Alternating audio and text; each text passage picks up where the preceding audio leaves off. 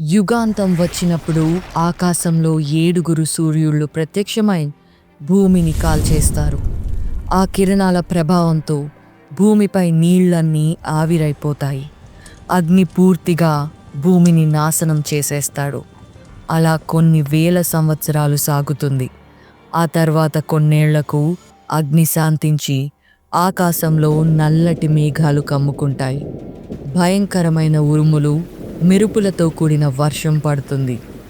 ఏనుగు తొండాల వంటి ఆ వర్షధారతో భూమి పూర్తిగా జలమయమవుతుంది.